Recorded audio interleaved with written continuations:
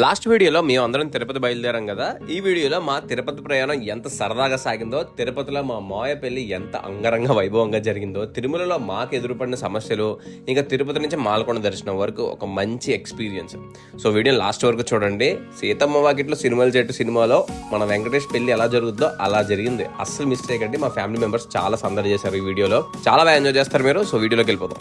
ఒక్క నిమిషం ఆగండి. చూడండి ఎంతమంది సబ్స్క్రైబ్ చేసుకోకుండా చూస్తున్నారు. అర్జెంట్గా వెళ్ళి సబ్స్క్రైబ్ చేసుకోండి. చేస్తాను. ఇంటి దగ్గర నుంచి స్టార్ట్ అయ్యి 3 గంటలు అయింది. ప్రెసెంట్ మనం విజయవాడ దాటేసాం. ఇంకో 7 గంటలు పడుతుంది తిరుపతి వెళ్ళడానికి. ఈ లోపు మన డ్రైవర్ అన్నలు టీ బ్రేక్ కోసం ఆపేశారు. ఇంకా టీ బ్రేక్ అయిపోయి అందరూ మళ్ళీ వ్యాన్లు ఎక్కేస్తున్నారు.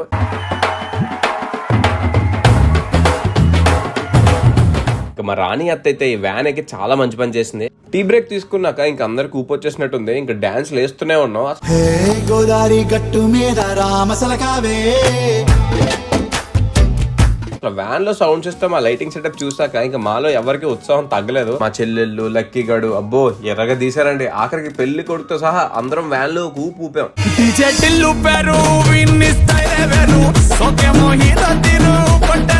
మా బాబాయ్ చాలా మంచి పని చేశారు ఇలాంటి వ్యాన్ మాట్లాడి, లేకపోతే మా టాలెంట్ బయటకు వచ్చేదే కాదు. మా వైపుని చూసి అన్న కెమెరా కూడా తీస్తాడు. మా మాయ పెళ్లి మాకు ఈ వ్యాన్ లోనే స్టార్ట్ అయిపోయింది.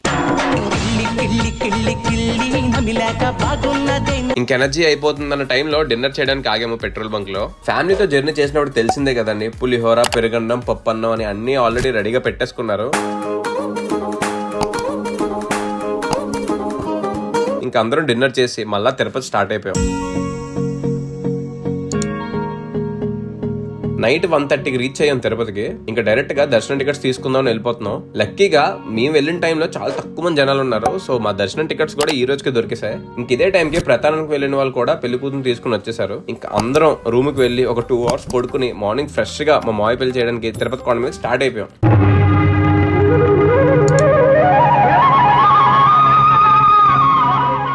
తిరుపతి రావాలంటే మనం అనుకుంటే సరిపోదు కదా, ఆ దేవుడు పిలవాలి. నేను చాలా సార్లు తిరుపతి వెళ్దాం అనుకున్నా, కానీ కుదరలేదు. కానీ ఇప్పుడు ఇలా మా మాయ పెళ్లికి తిరుపతిలో అడుగు పెట్టించారు వెంకటేశ్వర స్వామి. ఇక్కడ మా వాళ్ళందరినీ చూస్తే ఒక పెళ్లి వాతావరణం కనిపిస్తుంది. ఇంకా అందరూ చాలా నీట్ గా రెడీ అయిపోయారు. పెళ్లి కదా, ఇంకా గట్టిగా రెడీ అయ్యారు అనమాట. ఇంకా చెకింగ్ అయిపోయి అందరం గోవిందా అని బయలుదేరిపోయాం.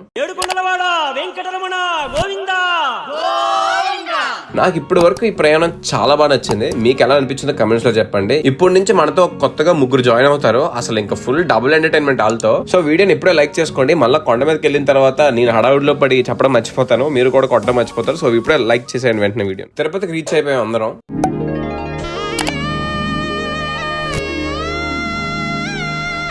ఫైనలీ మా మాయ పెళ్లి పెట్లు ఎక్కేశాడు. నాకు చాలా బాధగా ఉంది మా మాయకి పెళ్లి అయిపోతుందని. తిరుపతి వచ్చాక పంచి కట్టకుండా ఉంటే బాగోదు కదా అని ఇంక నేను, రఘుగాడు, మా అన్నయ్య పంచులు కట్టుకుని ఇంక కళ్యాణ మండపానికి వెళ్తున్నాం.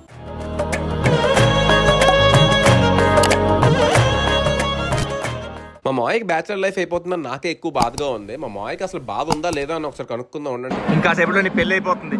ఎలా ఫీల్ అవుతున్నావు?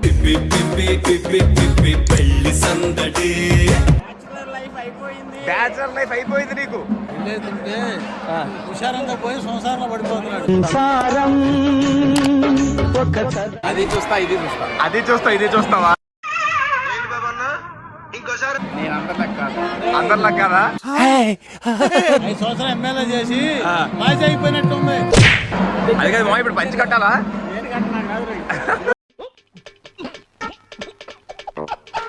ఇంకా పెళ్లి కొడుకు మళ్ళీ బిజీ అయిపోతాడు, కనిపించడు కదా అని ముందుగానే ఫొటోస్ తీసుకున్నాను. మనం అక్షింతలు లేకూడదురా, మనం అందరం చిన్నపిల్లలు. అవునండి వేయచ్చు అనుకో.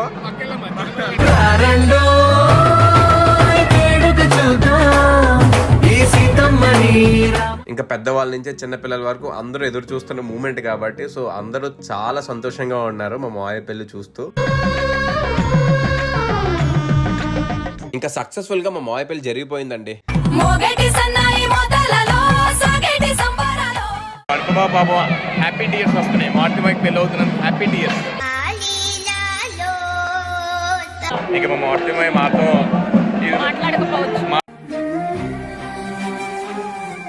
రఘు నువ్వేమంటావు?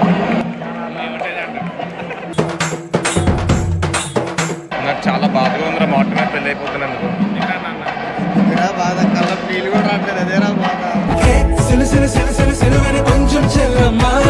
అక్క మార్తిపై పెళ్ళి అయిపోయింది అక్క.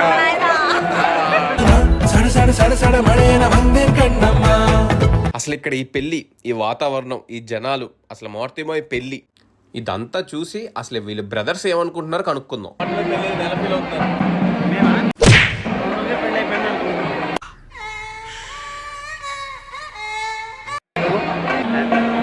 పెళ్ళి అయిపోయింది కదా, ఎలా ఫీల్ అవుతున్నా ఇప్పుడు? అయ్యో అయ్యో అయ్యయ్యో. ఈ ఆనందంలో నేను మా వాళ్ళు ఈ కొత్త దంపతులకి హ్యాపీ మ్యారేజ్ లైఫ్ అని చెప్పేసి ఒక ఫోటో దిగేసుకున్నాం అందరం. ఇప్పుడు ఇక్కడ నుంచి చాలా ఇంట్రెస్టింగ్ గా ఉండబోతుంది. బిందులో వేసిన రింగ్ పెళ్లి కూతురు తీసింది అనమాట. ఫైనల్ గా ఇంక ఇక్కడి నుంచి మా బాబాయ్ని ఎవ్వరూ ఆపలేరు.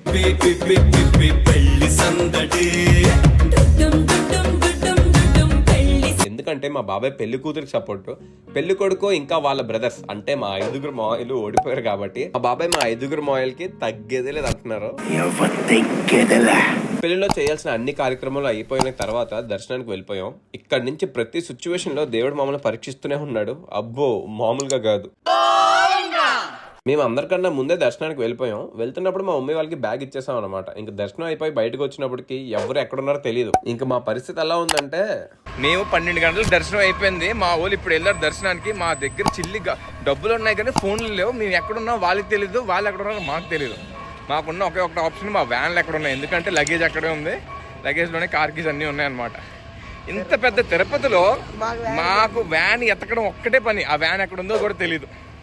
2-3 జంక్షన్లు ఎదిగాం. 3వ జంక్షన్ ఎందుకు ఎదుగుతామని అనుకున్నాం కానీ అక్కడ ఎదిగితే అక్కడ ఉన్నాయి.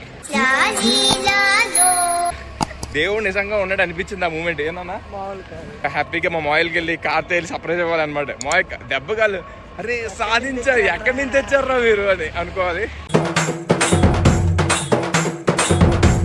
ఫైనల్లీ బ్యాగ్ తీసుకుని మా వాళ్ళని కలిసేసి ఇంకా నైట్ 1కి అలా కొండ దిగి రూమ్ కి వెళ్ళిపోయి రెస్ట్ తీసేసుకున్నాం అందరం. ఇంకా మార్నింగ్ అందరం రూమ్ వెకేట్ చేసి మాలకొండకి స్టార్ట్ అయిపోతున్నాం. నాకేమో ఓ పక్కన మా గ్యాంగ్ తో వెళ్ళాలా, ఇంకో పక్కన మా వెంకట్రామయ్యతో వెళ్ళాలా అని కన్ఫ్యూజన్ లో ఉన్నాను. మా మాయ్ 2 డేస్ నుంచి కంటిన్యూస్ గా డ్రైవింగ్ చేస్తూనే ఉన్నారు.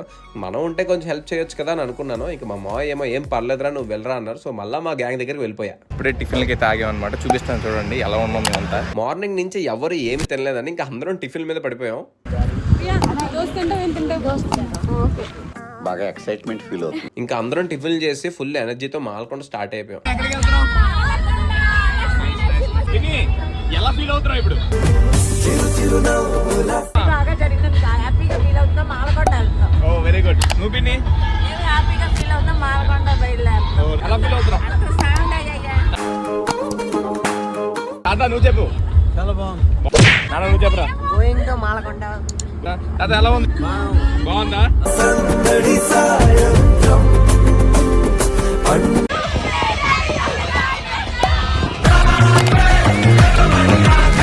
దారిలో ఒక దగ్గర కొబ్బరి బొండల కోసం ఆగాం. ఎలా సాగుతుంది? బాగా సాగుతుంది. ప్రయాణం ఎలా జరుగుతుంది?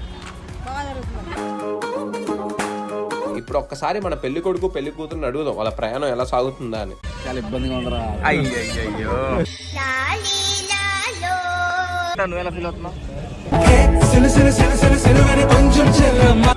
ఎలా ఫీల్ అవుతున్నావు? ఏంటి ట్రావెలింగ్ కుర్రలతో లేవు, ఎలా ఫీల్ అవుతున్నావు?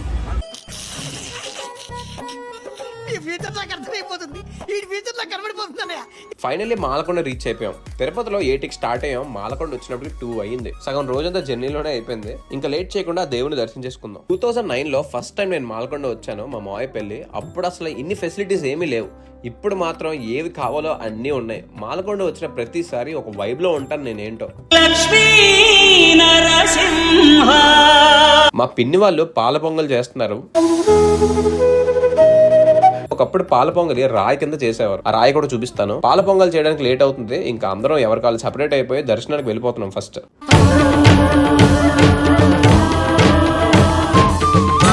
మాలకొండలో కోతులు చాలా ఎక్కువ ఉంటాయి. మనం చాలా జాగ్రత్తగా ఉండాలి. చేతిలో ఏవి చూసినా లాక్కుని వెళ్ళిపోతాయి అనమాట.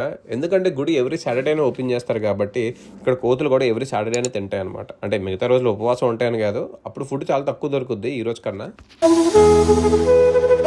దర్శనానికి వెళ్లే ముందు ఒకసారి కోనేట్లో కాలు కడుక్కుందాం వెళ్తే ఆల్రెడీ మా మాయిల్ అందరూ అక్కడే ఉన్నారనమాట. వీళ్ళందరూ ఎప్పుడు వచ్చారు నాకు తెలియదు, మాకన్నా ముందే దర్శనానికి స్టార్ట్ అయిపోయారు వీళ్ళు. వెళ్ళి కాలు కొడుకుంటా దర్శనానికి వెళ్ళాలి.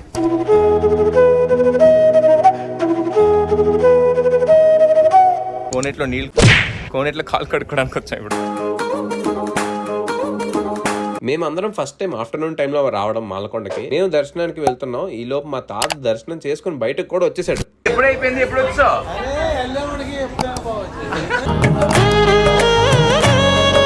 మా దర్శనం కూడా చాలా ఫాస్ట్ గానే అయిపోయింది, బయటకు వచ్చేసాం. ఆఫ్టర్నూన్ టైంలో దర్శనం చాలా ఫాస్ట్ గా అయిపోతుంది. ఇంకా బయటకు వస్తున్న దారిలో ఒక శివుడి గుడి ఉంటది, చాలా బాగుంటది. ఇంకా అక్కడ దండం పెట్టుకుని, చెప్పాను కదా కోతులు ఎక్కువ ఉంటాయని, మా లక్కీ గారి చేతిలో అరటిపండు ఉంది, అదేమో వాటిని చూసే ఇంకా మా వాడి దాన్ని అక్కడ పెట్టి వచ్చేసాడు. తొందరగా అయిపోయిందా?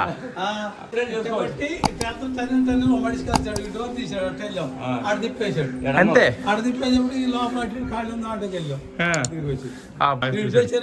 ఇదే కదా లాస్ట్ గా రావాల్సింది.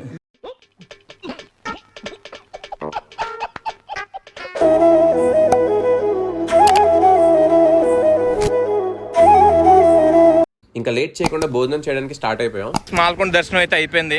సో ఫ్యామిలీ అందరం కలిసి మాల్కొండ దర్శనం కంప్లీట్ చేసుకుని ఇంటికి అయితే వెళ్ళిపోతున్నాం. అన్నిటికన్నా కష్టం ఏదైనా ఉందంటే అది ఫ్యామిలీ మెంబర్స్ అందరినీ కలిసి ఒక ఫోటో తీయించడమే. అసలు ఒక ఫోటో తీసుకుందాం బాగుంటుందని చెప్తే రావాలా వద్దని ఆలోచిస్తున్నారు. ఇంకా అందరినీ గ్యాదర్ చేసినప్పటికీ నా ఎనర్జీ మొత్తం అయిపోయింది ఇక్కడే. సో ఫైనల్లీ ఒక ఫోటో అయితే తీసేసుకున్నాం. మళ్ళీ ఇదే ఊపుతో ఇంటికి స్టార్ట్ అయిపోయాం అనమాట. స్టార్టింగ్ లో మా మాయ పెళ్లికి వెళ్తున్నాం అని డాన్స్ చేసాం, మధ్యలో పెళ్లి అయిపోయింది కదా అని డాన్స్ చేసాం. ఇప్పుడు పెళ్లి కొడుకు పెళ్లి కూతురికి సర్ప్రైజ్ ఇవ్వబోతున్నాం అని డాన్స్ చేస్తున్నాం అనమాట. సర్ప్రైజ్ ఇస్తున్నాం అని మా బ్యాచ్ కి తప్ప ఇంకెవరికి తెలియదు. ఈ సర్ప్రైజ్ ప్లాన్ చాలా ఫాస్ట్ గా జరిగింది. సో అప్పటికప్పుడు డిసైడ్ అయ్యాం అనమాట. ఇంకా మన వాళ్ళతో కాల్ చేయించి ఇంక ఇంటి దగ్గరికి అన్ని సెట్ చేయించాను అనమాట. అసలు మా వాళ్ళు డెడికేషన్ బాబాయ్ హ్యాట్స్ ఆఫ్ అసలు.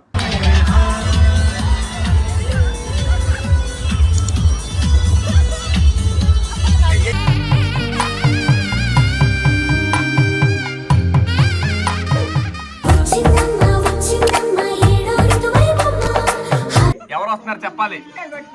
నేను అదేంట్రా బాబు పేర్లు చెప్పరా. నేను సీత వచ్చాం అంతే.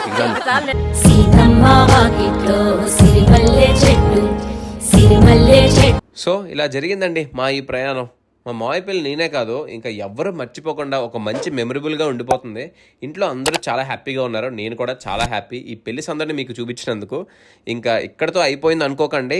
ఇప్పుడు కృష్ణానది దాటి లంకకు వెళ్ళి కాయగూరలు కోసి రిసెప్షన్కి అంతా రెడీ అయిపోయాక సాయంత్రం ఉంటుందండి.